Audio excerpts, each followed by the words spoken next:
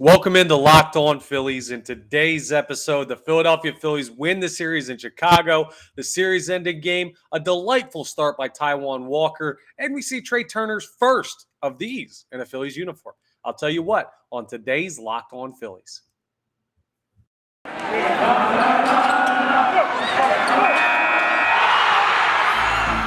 You are Locked On Phillies, your daily Philadelphia Phillies podcast. Part of the Locked On Podcast Network, your team every day.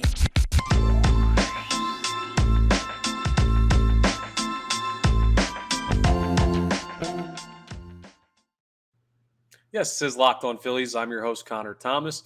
You've known me from talking baseball for years in the Philadelphia area. On the radio, 97.5 The Fanatic, television, NBC Sports Philadelphia. Happy to be here with you as your host of Locked On Phillies, part of the Locked On Podcast Network, your team every day. I do want to let you know this episode is brought to you by FanDuel Sportsbook, official sportsbook of Locked On. Make every moment more. Visit FanDuel.com/Locked On today to get started. The Philadelphia Phillies win the series in Chicago against the White Sox. Beautifully done today in a 5-2 victory. Wasn't anything crazy, wasn't anything special. No one had like an insane day at the plate or anything. Trea Turner had a very, very nice day. And we'll talk about that in a little bit. But where we're going to start is Taiwan Walker's performance. Now, the Philadelphia Phillies, one of the biggest knocks on them so far this season is that the starting pitching just has not gone deep enough into games. The bullpen's been taxed because of it. You've already got injuries that are forcing some bullpen guys to be in the rotation, which weakens the bullpen. So the starters for the Philadelphia Phillies need to start consistently going 6, 7, maybe even 8 innings. You know, you're allowed to throw into the 8th and 9th inning. I don't know if people in baseball are still aware of that because people get pulled so quickly, but you can still do that. But we'd be comfortable just with pitchers going into the 6th or 7th inning more often than not. And today you got that from Taiwan Walker. Just look at the stat line. I mean, went 6 1/3 innings pitched. He pitched into the 7th inning, got one out in the 7th. That's great. He only allowed 5 hits. Perfect. He allowed 2 earned runs. Okay, that happens. A home run given up. What are you going to do? And then he allowed 2 walks, only struck out 3. You don't have to strike out that many guys. Like Taiwan Walker, he'll have days where he'll strike out 6, 7, 8, maybe. Would probably be around the peak of his range. But today he was just pitching to contact, letting the defense work. Defense picked him up behind him, and he worked the zone. Only walking 2 guys through 6 1/3 innings pitch and only allowing 5 hits means his stuff was working. Frankly, the White Sox are not a lineup you have to dance around. You can go after them. And this was a good performance by Taiwan Walker. Now, his stuff is settling in a little bit, and you can tell he's getting more stretched out. I didn't look at his stuff today and that patented splitter he throws and say, oh, man, he's got it working today. Like he's going to get this guy and this guy and this guy, no problem. It might not have been his best stuff day, but he battled, he attacked the zone, and he was efficient because of it. That's the key. These long counts, these 3-2 counts, these going down 0-2 and having to fight back and everything. Going down 3-0. I'm thinking from a batter's perspective. Going down 3-0 and trying to fight back and everything. All they do is they put you in a pitch count that doesn't allow you to get deep enough into the game to help your team. It's been Zach Wheeler's problem at points, Aaron Nola's problem at points, certainly with Bailey Falter and Matt Strahm. Now not Bailey Falter's last start because he went into the 7th inning last night in the second game of the doubleheader. But you're looking at a situation where that could sincerely or severely, however you want to put it, it very much helps the Philadelphia Phillies bullpen, and they got that today from Taiwan Walker. So hats off to him. He was great in this one. Looking down the lineup, we could talk a little bit about the hitters. Of course, the big spot. Now, Brandon Marsh hit a nice home run, a little bit opposite field home run, but in the first inning, Trea Turner, in his first at bat of this game, went yard and finally hit a home run as a member of the Philadelphia Phillies. He was 3 for 5, had 2 runs scored. He had that home run. He had 2 RBIs. Like, it was a nice Trea Turner performance. Played solid shortstop defensively. He was great. He's batting .321 after this one. Looks good. Bryson Stott, he was 2 for 5, swinging it just as well, even though the hit streak ended. And I told you in yesterday's episode ahead of the doubleheader. Doubleheaders are the death of hit streaks. It's tough to go out and mentally be zoned in for that many at bats and be focused all the way through and find a way to get it done. He got a hit in the first one, so Bryson Stott set the Philadelphia Phillies team record in the modern era for a hit streak to start the season with 17. He jumped Puddinhead Jones, who we've mentioned multiple times. So move over Puddinhead Jones. Now it will be Bryson Stott that will be mentioned first when you talk about the Philadelphia Phillies hit streaks to start a year. And you can go ahead and put that down in stone. So good work, but he lost it in game 2, did not have a hit in game 2 last night. Well, he comes back and he's 2 for 5 today. So some resilience when faced with his first bit of adversity for the year. That's good. He's batting .365. Schwarber, a rough day at the plate. Kyle Schwarber's going to figure it out when the weather breaks, but typical early season struggles from him. Nick Castellanos was 1 for 4, but he had an RBI. A big hit there from Nick Castellanos, a clutch hit on one of those sliders, low and out, that he normally strikes out on. He went out and got it and cast it into left field a little bit and got a nice little bloop hit there that we saw a bunch from the White Sox in games 1 and 2 of the series. Well, I guess just game 1. Game 2, we didn't see a lot of hits from anybody. The Phils were nearly no hit last night. 1 hit in the game in game 2, but you look at a situation where Nick Castellanos showed a little bit of growth as a hitter and has all year. Brandon Marsh 2 for 4, JT Realmuto 1 for 3, and then the bottom 3 in the order: Bohm, Cave, Harrison were combined 0 for 11. That's not ideal, but Bohm's going to hit, and the other 2 guys, you get what you get from them. Josh Harrison had a nice game in game 1 that helped you win that game, so his work for the series was already done. I mean, you look at the bullpen for the Philadelphia Phillies, too. The guys who came in after Walker, Gregory Soto has really settled in. He looks awesome. I still want him to be your 9th inning guy. You saw him in the 7th inning, rounding out that 7th inning when Taiwan Walker was pulled. 1 strikeout, no hits, no earned runs, no walks. Then Craig Kimbrell comes in, gives up 1 hit in the 8th inning, but no earned runs, no walks, 2 strikeouts. Jose Alvarado in the final inning, believe it or not, didn't strike anybody out. But he doesn't give up a hit, doesn't give up a walk, doesn't give up a base runner. And you go ahead and close it on out, and the Philadelphia Phillies win 5-2. Alvarado with another save there, his second in as many days. I believe he had the one in game 1 yesterday. So, yeah, Alvarado looks good as the closer. I still prefer it to be Soto because I believe there are going to be spots where you're going to say, man, I'd really like Alvarado here in like the 7th inning in a 1-run game, the 8th inning in a 1-run game. But I guess as I reevaluate, you could say the same thing about Gregory Soto. If I wanted to be the closer, then why can't he be the lefty specialist too? And I guess that's fair.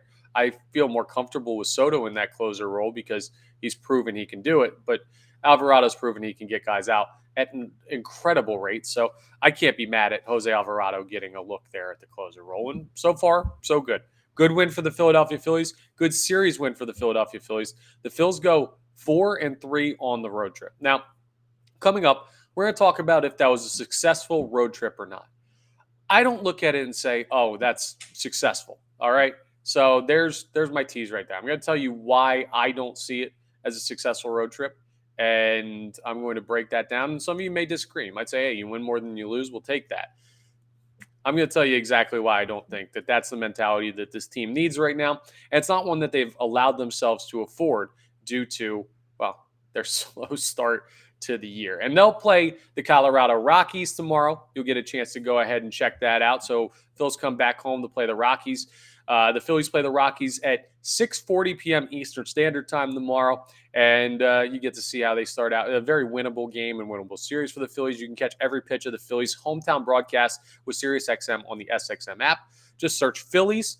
So we'll break that down a little bit later on in the episode as well. A lot of stuff still to get into as we continue Locked on Phillies.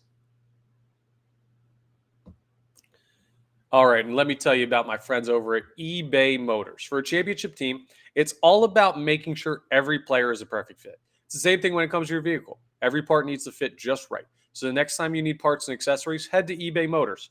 With eBay Guaranteed Fit, you can be sure every part you need fits right the first time around. Just add your ride to the My Garage option there and look for the green check to know that your part will fit or your money back. Because just like in sports, confidence is the name of the game.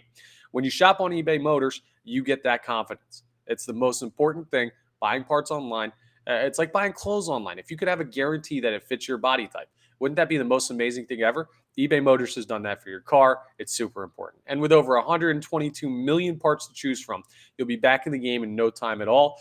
After all, it's easy to bring home a win when the right parts are guaranteed. Get the right parts, the right fit, and the right prices on ebaymotors.com. Let's ride. Eligible items only. Exclusions do apply. All right, let's review this road trip. Let's talk through it and look through the games. I'm going to just remind you of what the Philadelphia Phillies did. So I got their schedule pulled up here. Let's just run through a short 7-game road trip with the 4 games in Cincinnati and the 3 games in Chicago against the White Sox. So they started off with that 6-2 loss to Nick Lodolo and the Cincinnati Reds. Then they went 8-3, split that series. Then they lose 13-0 and get absolutely smoked, and Josh Harrison pitches in that one. Then they win 14-3 and hang 9 in the first inning on Luis Sessa. So they split with the Reds. But, man, allowing a total of 6, 19, 22, 25 runs in 4 games. What's that average? I'm not a big math guy, so I'm going to use my phone to help me.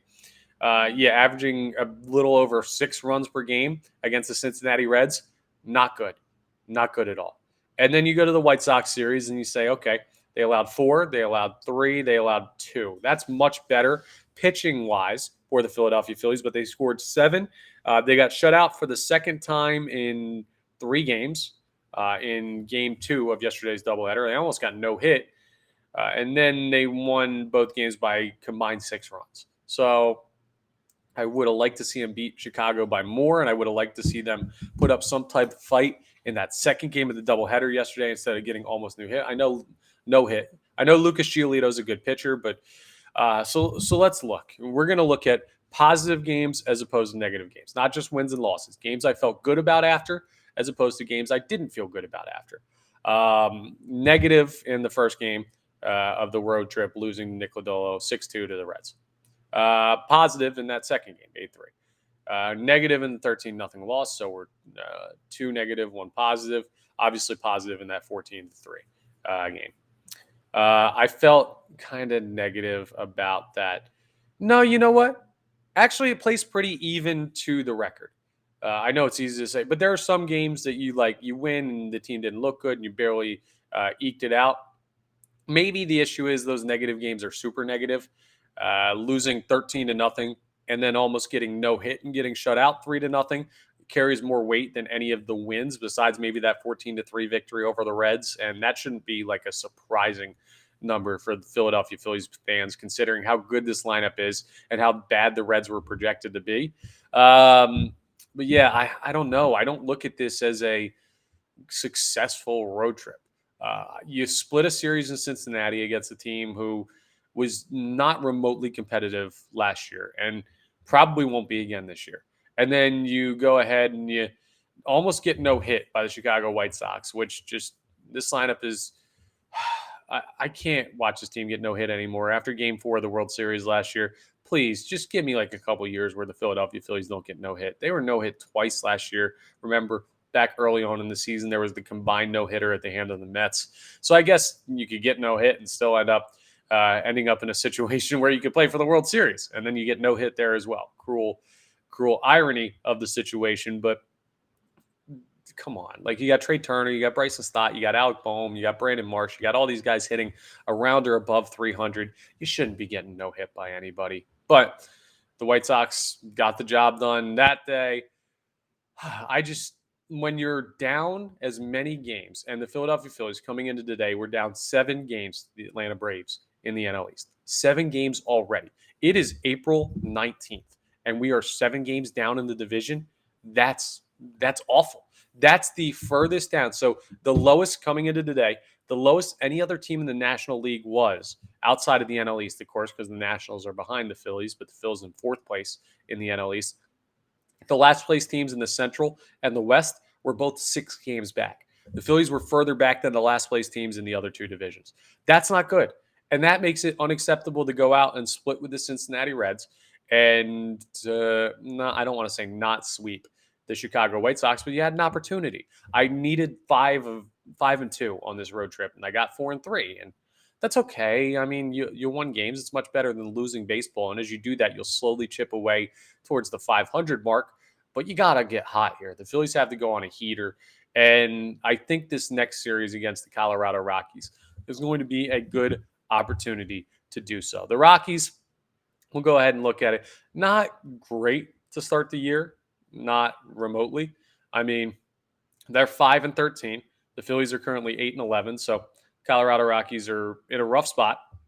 Let's see what they've done recently. They're down 12-2 to the Pirates right now in the ninth inning. That's a loss. They're going to get swept by the Pirates because they lost yesterday 5-3 to the Pirates. They lost on Monday 14-3 to the Pirates.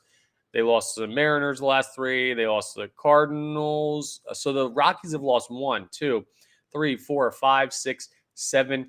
It will be when this game goes final today. 8 losses in a row for the Colorado Rockies. They are not playing well at all. And you get them at home and you get them for 4 games. And this should be a situation where you at least win 3 out of 4. Please, at least win 3 out of 4. I cannot handle a split with the Colorado Rockies, much less a series loss. They're not that good of a team. And they're certainly not that good of a team when you take them out of Coors Field when the ball doesn't fly like it does out there. This should be a series win for the Philadelphia Phillies. And let's just look at the pitching matchups as we run through here. Matt Strahm will face some guy named Ryan Feltner. Ryan Feltner, 26-year-old. He's 0-1 with a 12.27 ERA over the last 7 days and 8.78 ERA on the season. That should be a Phillies win. Game 2, you have Aaron Nola versus Noah Davis, who's 25 years old. No ERA. He's started 1 game through 5 innings at 3-hit ball. Maybe he's got something there. Career, he has 6 total innings at the major league level. No match for Aaron Nola. That should be a Phillies win. Next, you have Kyle Freeland throwing for the Rockies in that game. Kyle Freeland, a name we actually know, a guy that's been around a little bit, a really good pitcher. Not an exceptional guy, but a guy that can give you a little bit of trouble. I mean, his ERA this year is a 3.8. He struck out 12, 1.27 whip, and a 2-1 record, which is respectable with the Colorado Rockies. If they're going to steal a game in this series, it's going to be the Kyle Freeland start. The Phillies haven't named a starter for that game yet. And then the final game of the series is Zach Wheeler against Jose Urena. Why did I say Urena? Urena, who has a 9.82 ERA and is 0-3 this year. 2.32 whip. He's allowing nearly 2.5 base runners an inning. That should absolutely be a win. 3 of these games shouldn't even be damn close. It shouldn't be. The Phillies should take care of business. This is where the Phillies need to get hot. I'm going to liken it to a series from last year in just a second, but I want to remind you the Phillies play the Rockies tomorrow night at 6:40 p.m.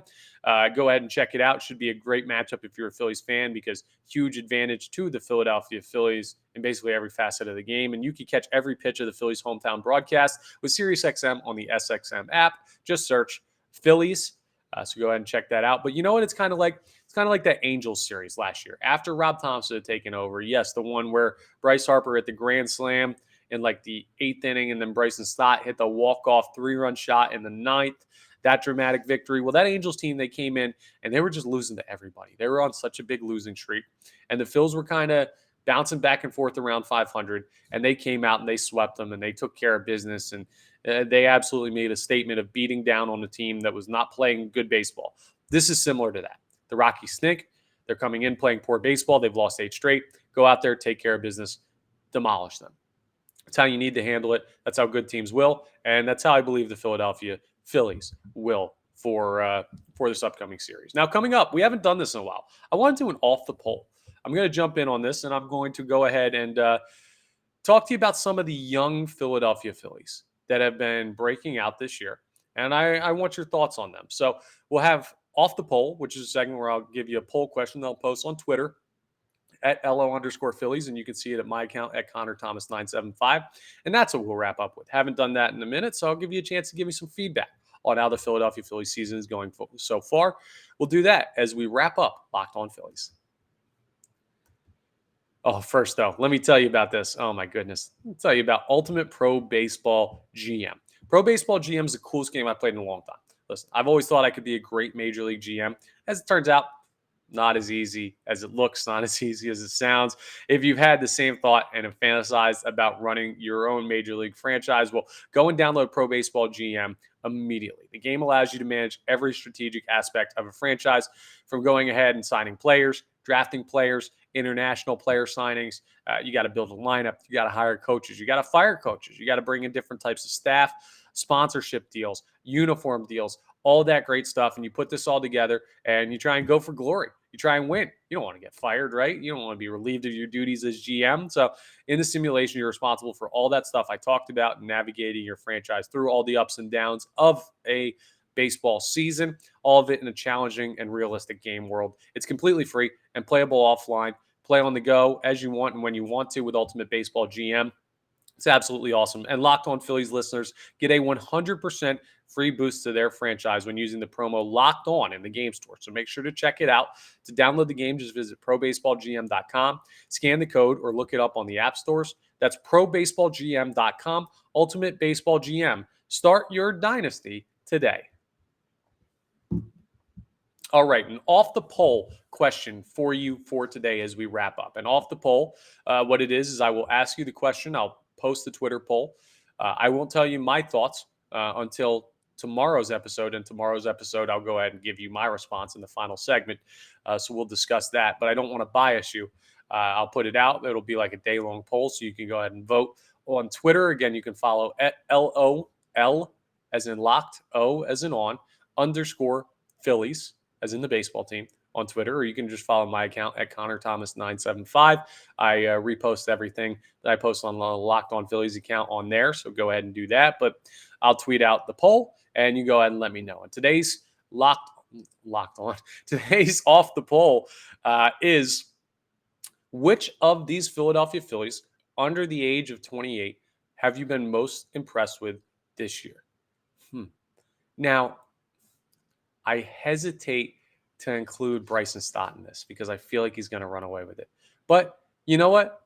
No, let's see, because I think there may be some other players who get votes. And I'm going to put a caveat on this relative to how you think they're going to do. So the four options are going to be Bryson Stott, Alec Bohm, Brandon Marsh, and Edmundo Sosa. You could make a case that, I saw Edmundo Sosa as a guy who was maybe a once every 2 weeks player. I see him as a starter now. That might be weighted higher than, I thought Bryson Stott was going to be really good this year and he has been. Or I thought Alec Bohm was going to be really good this year and he has been.